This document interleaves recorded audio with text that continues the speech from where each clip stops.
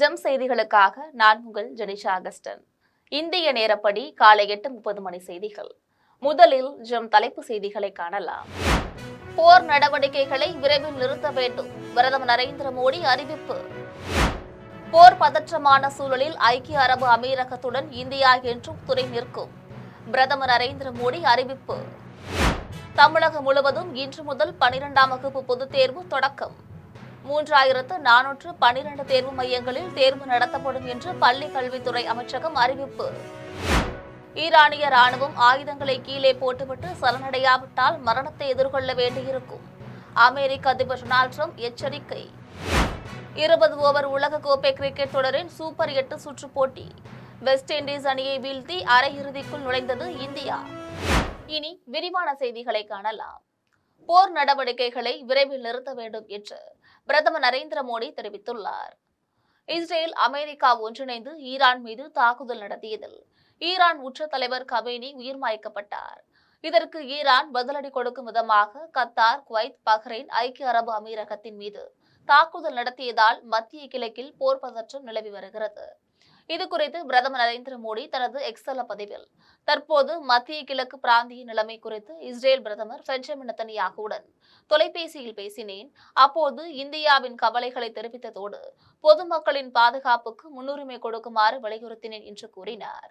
மேலும் போர் நடவடிக்கைகளை விரைவில் நிறுத்த வேண்டியதன் அவசியத்தை இந்தியா மீண்டும் வலியுறுத்துகிறது என்று தெரிவித்துள்ளார். போர் பதற்றமான சூழலில் ஐக்கிய அரபு அமீரகத்துடன் இந்தியா துணை நிற்கும் என்று பிரதமர் நரேந்திர மோடி தெரிவித்துள்ளார். அமெரிக்கா மற்றும் இஸ்ரேல் ஆகியவை இணைந்து ஈரான் மீது தாக்குதல் நடத்தியதில் ஈரான் உச்ச தலைவர் காமேனி உயிர் மயக்கம் செய்யப்பட்டார். இதற்கு பதிலடியாக கத்தார், குவைத், பஹ்ரைன் மற்றும் ஐக்கிய அரபு அமீரகத்தின் மீது ஈரான் தாக்குதல் நடத்தி வருகிறது. இதனால் மத்திய கிழக்கில் பதற்றமான சூழ்நிலை நிலவி வருகிறது. இதனைத் தொடர்ந்து பிரதமர் நரேந்திர மோடி ஐக்கிய அரபு அமீரக அதிபர் ஷேக் முகமது பின் சையதிடம் தொலைபேசி வாயிலாக உரையாடினார். அப்போது UAE மீது நடத்தப்பட்ட தாக்குதலுக்கு கண்டனம் தெரிவித்து தாக்குதலில் உயிரிழந்தவர்களின் குடும்பங்களுக்கு பிரதமர் மோடி இரங்கலை தெரிவித்தார். இது தொடர்பாக பிரதமர் மோடி தனது சமூக வலைதள பதிவில் இந்த கடினமான சூழலில் ஐக்கிய அரபு அமீரகத்துடன் இந்தியா துணை நிற்கும் என்றும் அங்கு வசிக்கும் இந்தியர்களுக்கு பாதுகாப்பு அளித்து வருவதற்கு நன்றியை தெரிவித்தார். இதையடுத்து மோதலை கைவிட்டு பிராந்திய அமைப்பு, பாதுகாப்பு மற்றும் ஸ்திரத்தன்மையை உறுதிப்படுத்த இந்தியா எப்போதும் ஆதரவு அளிக்கும் என்றும் கூறினார். தமிழகம் முழுவதும் இன்று முதல் 12ஆம் வகுப்பு பொதுத் தேர்வு தொடங்குகிறது. தமிழகம் முழுவதும் இன்று முதல் 12ஆம் வகுப்பு பொதுத் தேர்வு தொடங்கி வருகின்ற 26ஆம் தேதி வரை நடைபெறுகிறது. இந்த தேர்வு மாநிலம் முழுவதும் அமைக்கப்பட்டுள்ள 3412 தேர்வு மையங்களில் 8,27,475 பேரும் சிறை தேர்வர்களாக 281 பேரும் எழுதுகின்றனர். இதில் முதல் நாளில் தமிழ் உள்பட மொழி பாடங்களுக்கான தேர்வு நடைபெறுகிறது. தொடர்ந்து தேர்வறையில் முறைகேடுகளை தடுக்க 4540 பறக்கும் படை ஆசிரியர்கள் அமைக்கப்பட்டுள்ளனர். மேலும் தேர்வறைக்குள் செல்போன் உள்ளிட்ட மின்சாதன பொருட்கள் கொண்டுவர தடை விதிக்கப்பட்டுள்ளது. இதையடுத்து ஒழுங்கீன செயல்களில் ஈடுபடும் மாணவர்களுக்கு 3 ஆண்டு சிறை தண்டனை விதித்து நிரந்தரமாக தேர்வு எழுத தடை விதிக்கப்படும் என்றும் பள்ளி கல்வித்துறை அமைச்சகம் அறிவித்துள்ளது. ஈரானிய ராணுவம் ஆயுதங்களை கீழே போட்டுவிட்டு சரணடையாவிட்டால் மரணத்தை எதிர்கொள்ள வேண்டியிருக்கும் என்று அமெரிக்க அதிபர் டொனால்ட் ட்ரம்ப் எச்சரிக்கை விடுத்துள்ளார். அமெரிக்காவில் உள்ள வெள்ளை மாளிகையில் அதிபர் டொனால்ட் ட்ரம்ப் செய்தியாளர்களை சந்தித்து பேசினார். அப்போது ஈரான் மீதான தாக்குதல் நடவடிக்கைகள் சரியானவை என்றும் இரத்தவெறி கொண்ட பயங்கரவாத ஆட்சியை ஒருபோதும் எதிர்கொள்ள வேண்டியதில்லை என்பதை உறுதி செய்வதற்கு அவை அவசியம் என்றும் தெரிவித்துள்ளார். கிட்டத்தட்ட 50 ஆண்டுகளாக இந்த தீய தீவிரவாதிகள் உலகிற்கு அச்சுறுத்தலாக உள்ளனர் என்றார். நீண்ட தூர ஏவுகணைகள் மற்றும் அணு ஆயுதங்களை கொண்ட ஈரானிய ஆட்சி அதனை வைத்திருக்க அனுமதிக்க முடியாது என்று தெரிவித்துள்ளார். இந்த அச்சுறுத்தல்கள் இனி தொடராது என்றும் புரட்சிகர காவல்படை ஈரானிய ராணுவம் ஆயுதங்களை கீழே போட்டுவிட்டு பொது மன்னிப்பை பெற வேண்டும் என்றும் வலியுறுத்தினார். இதற்கு மறுத்தால் நிச்சயம் மரணத்தை எதிர்கொள்ள வேண்டியிருக்கும் என எச்சரிக்கை விடுத்தார். அனைத்து ஈரானிய தேச பக்தர்களும் இந்த தருணத்தை பயன்படுத்திக் கொண்டு தங்கள் நாட்டை திரும்ப பெற வேண்டும் என்று கேட்டுக்கொண்டார். 20 ஓவர் உலகக்கோப்பை கிரிக்கெட் தொடரின் சூப்பர் 8 சுற்று போட்டியில் வெஸ்ட் இண்டீஸை வீழ்த்தி இந்திய அணி அரையிறுதிக்கு முன்னேறியுள்ளது. கொல்கத்தா ஈடன் கார்டன் மைதானத்தில் 20 ஓவர் உலகக்கோப்பை கிரிக்கெட் தொடரின் சூப்பர் 8 சுற்று போட்டி நடைபெற்றது. இந்த போட்டியில் இந்தியா, வெஸ்ட் இண்டீஸ் ஆகிய அணிகள் மோதின. இதில் டாஸ் வென்ற இந்திய அணி முதலில் பந்து வீச்சை தேர்வு செய்தது. இதன்படி விளையாடிய வெஸ்ட் இண்டீஸ் அணி 20 ஓவரில் 4 விக்கெட் இழப்புக்கு 195 ரன்கள் எடுத்தது. இதையடுத்து 196 ரன்கள் எடுத்தால் வெற்றி என்ற இலக்குடன் களமிறங்கிய இந்திய அணி 19 ஓவரில் 5 விக்கெட் இழப்பிற்கு 199 ரன்கள் எடுத்து 5 விக்கெட் வித்தியாசத்தில் அபார வெற்றி பெற்றது. இதில் மிகவும் சிறப்பாகவும் அதிரடியாகவும் விளையாடிய சஞ்சு சாம்சன் 97 ரன்கள் குவித்தார். இந்நிலையில் வருகின்ற 5ஆம் தேதி நடைபெறும் 2வது அரையிறுதிப் போட்டியில் இந்திய அணி இங்கிலாந்து அணியுடன் மோத உள்ளது. அரக்கோணம் சட்டமன்ற உறுப்பினர் ரவி நாடக மேடையையும் சிமெண்ட் சாலையையும் பொதுமக்களின் பயன்பாட்டுக்கு திறந்து வைத்தார். ராணிப்பேட்டை மாவட்டம் அரக்கோணம் ஒன்றியம் செம்பேடு ஊராட்சியில் திரௌபதி அம்மன் கோவில் எதிரில் 10 லட்சம் ரூபாய் செலவில் கட்டப்பட்ட நாடக மேடை, சோகனூரில் 10 லட்சம் ரூபாய் செலவில் அமைக்கப்பட்ட சிமெண்ட் சாலை ஆகிய இரண்டையும் சட்டமன்ற உறுப்பினர் ரவி பொதுமக்களின் பயன்பாட்டுக்கு திறந்து வைத்தார்.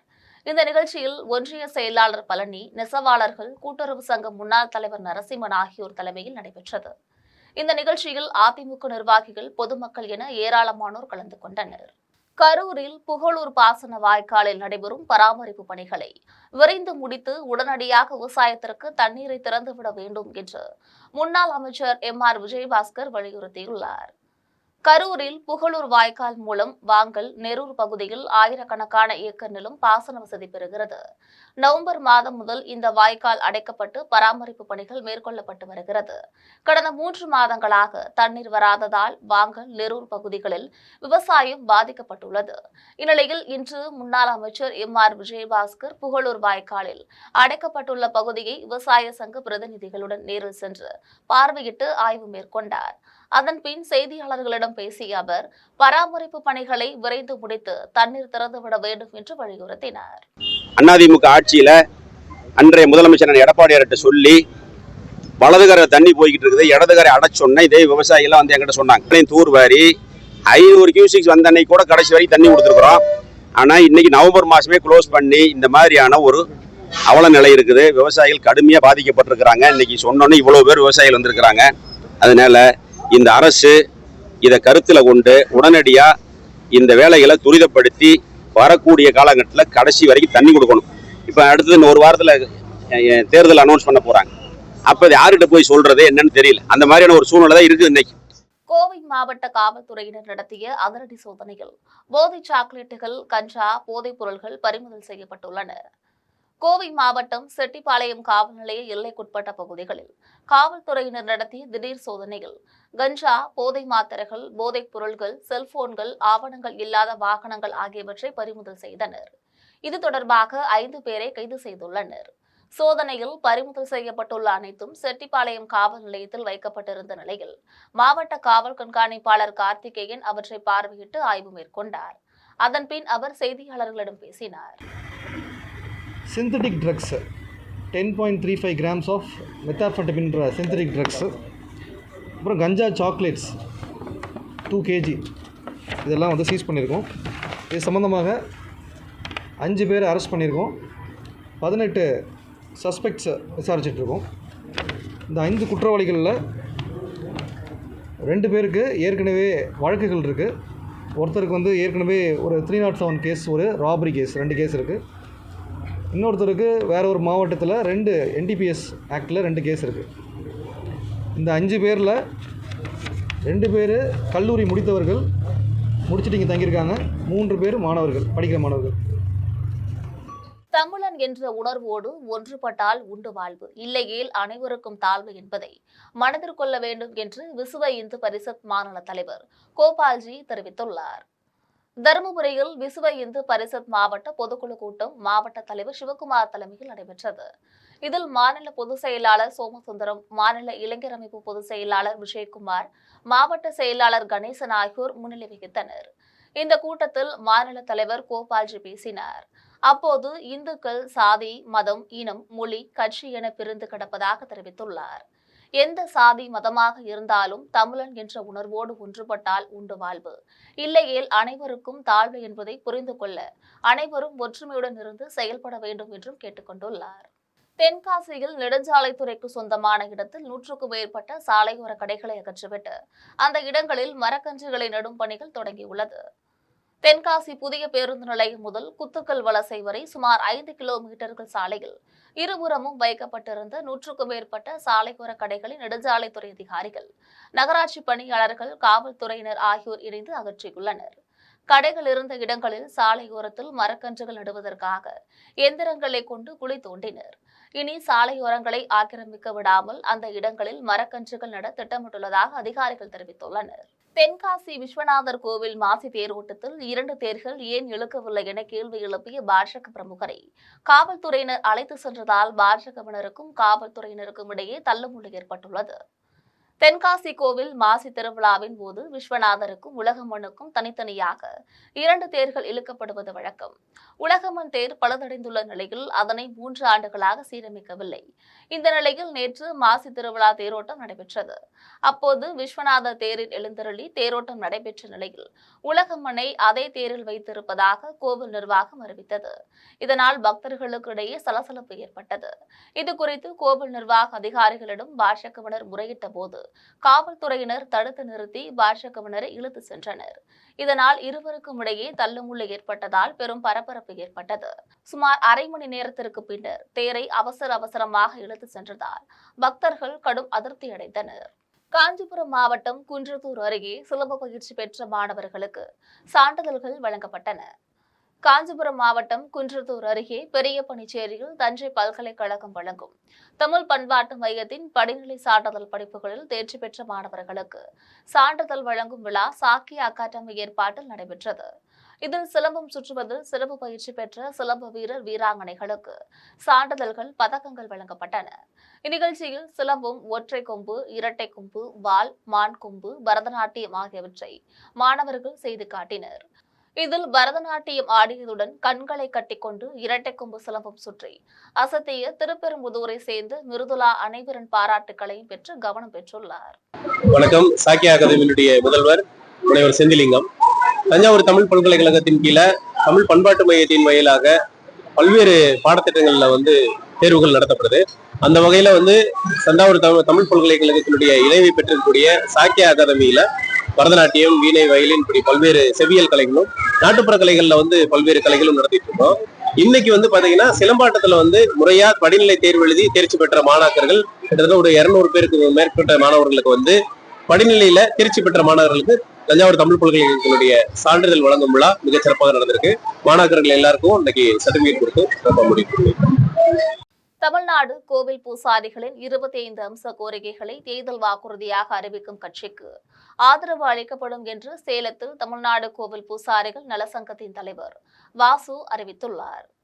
தமிழ்நாடு கோவில் பூசாரிகள் நலசங்கத்தின் மாநாடு மற்றும் மாநில பொதுக்குழு கூட்டம் சேலத்தில் அக்ரஹார பகுதியில் உள்ள தனியார் மஹாலில் நடைபெற்றது.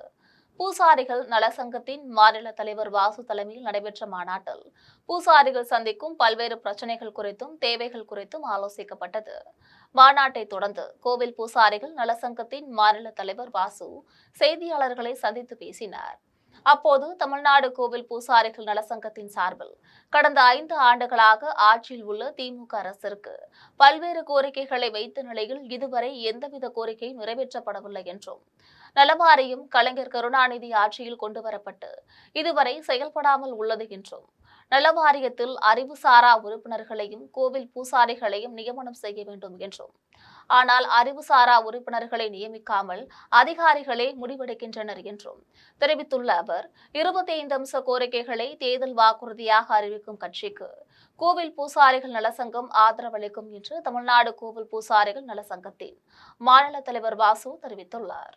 கோவில்பட்டி சட்டமன்ற தொகுதியில் தமிழக வெற்றிக் கழகத்தின் தலைவர் விஜய் போட்டியிட வேண்டும் என கோவில்பட்டியில் நடைபெற்றுள்ள செயற்குழு கூட்டத்தில் தீர்மானம் நிறைவேற்றப்பட்டது. தூத்துக்குடி மாவட்டம் கோவில்பட்டியில் உள்ள தனியார் திருமண மண்டபத்தில் தமிழக வெற்றிக் கழகத்தின் செயற்குழு கூட்டம் அதன் வடக்கு மாவட்ட செயலாளர் பாலசுப்ரமணியன் தலைமையில் நடைபெற்றது. இக்கூட்டத்தில் சிறப்பு அழைப்பாளராக கட்சியின் மாநில கொள்கை பரப்பு இணை செயலாளர் முனைவர் சம்பத்குமார் கலந்து கொண்டு சிறப்புரையாற்றினார். கூட்டத்தில் கோவில்பட்டி சட்டமன்ற தொகுதியில் தமிழக வெற்றிக் கழகத்தின் தலைவர் விஜய் போட்டியிட வேண்டும். விஜய் போட்டியிடாத நிலையில் கட்சியின் பொதுச் செயலாளர் புஷி ஆனந்த் போட்டியிட வேண்டும்.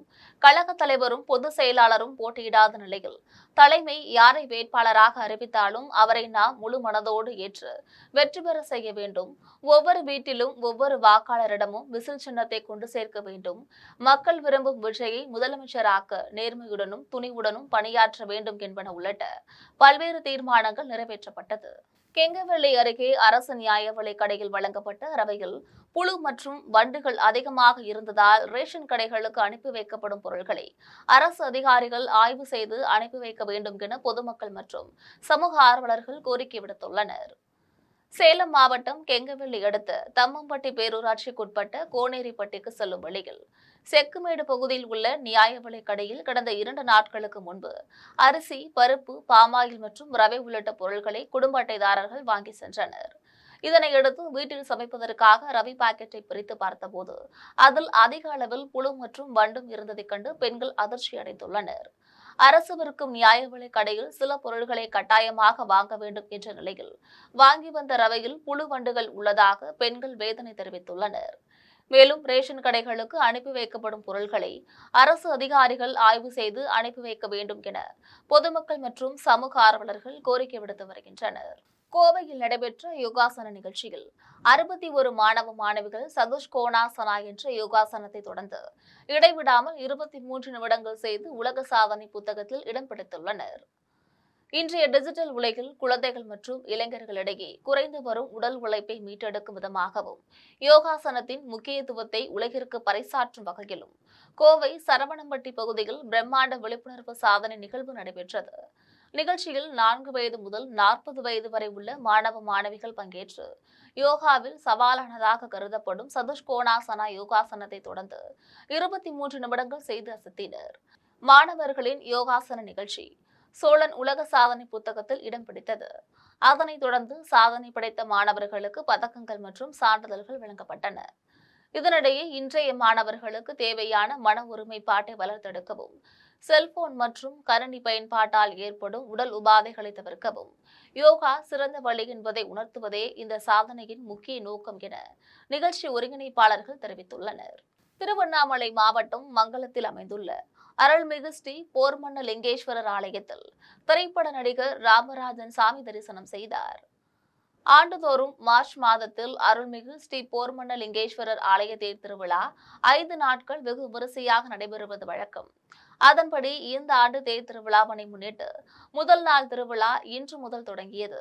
இந்நிலையில் திரைப்பட நடிகர் மக்கள் நாயகன் ராமராஜன் அருள்மிகு ஸ்ரீ போர்மன்னர் லிங்கேஸ்வரர் ஆலயத்தில் சாமி தரிசனம் செய்தார். அவருக்கு கோவில் நிர்வாகம் சார்பில் மாலை அணிவித்து பிரசாதங்கள் வழங்கப்பட்டது. அப்போது பரணி தலைமையில் ரசிகர்கள் உற்சாக வரவேற்பு அளித்தனர். அதன் பின்னர் ரசிகர்கள், பொதுமக்கள் என ஏராளமானோர் புகைப்படம் எடுத்து மகிழ்ந்தனர். பழனி முருகன் கோவிலில் ஞாயிற்றுக்கிழமை விடுமுறை நாளில் ஏராளமான பக்தர்கள் குவிந்ததால் 3 மணி நேரம் காத்திருந்து வழிபாடு செய்தனர். திண்டுக்கல் மாவட்டம் பழனி முருகன் கோவிலுக்கு நாள்தோறும் ஏராளமான பக்தர்கள் வந்து வழிபட்டு செல்கின்றனர்.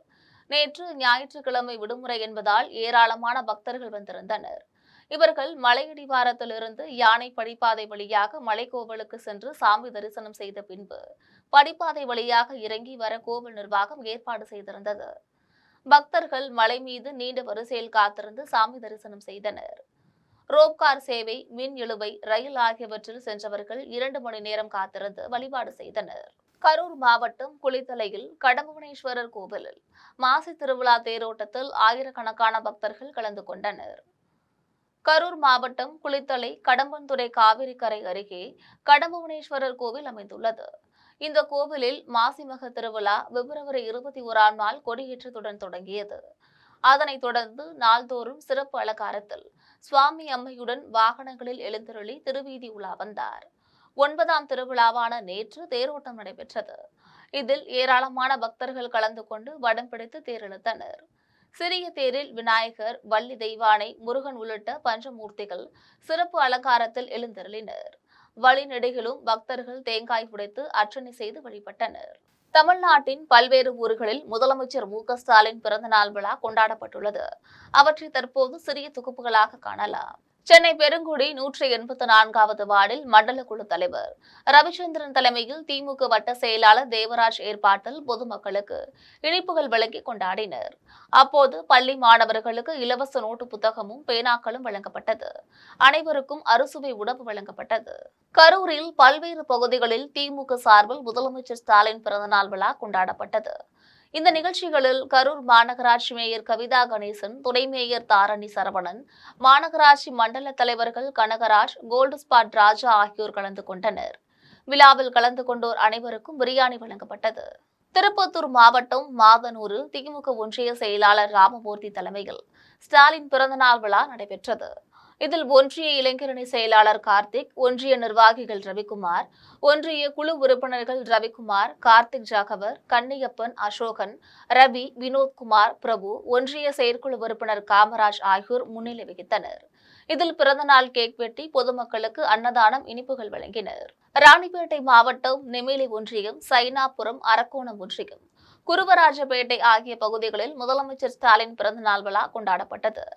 இதில் ஒன்றிய செயலாளர்கள் பெருமாள், தமிழ்மணி ஆகியோர் கலந்து கொண்டு பொதுமக்களுக்கு இனிப்புகளும் அன்னதானமும் வழங்கி சிறப்பித்தனர். இதில் மாவட்ட கவுன்சிலர் சுந்தரம்மாள், ஒன்றிய கவுன்சிலர் கருணாநிதி, திமுக துணை செயலாளர் தமுன் அன்சாரி ஆகியோர் கலந்து கொண்டனர். மீண்டும் தலைப்புச் செய்திகள். போர் நடவடிக்கைகளை விரைவில் நிறுத்த வேண்டும், பிரதமர் நரேந்திர மோடி அறிவிப்பு. போர் பதற்றமான சூழலில் ஐக்கிய அரபு அமீரகத்துடன் இந்தியா என்றும் துணை நிற்கும், பிரதமர் நரேந்திர மோடி அறிவிப்பு. தமிழகம் முழுவதும் இன்று முதல் 12ஆம் வகுப்பு பொதுத் தேர்வு தொடக்கம்.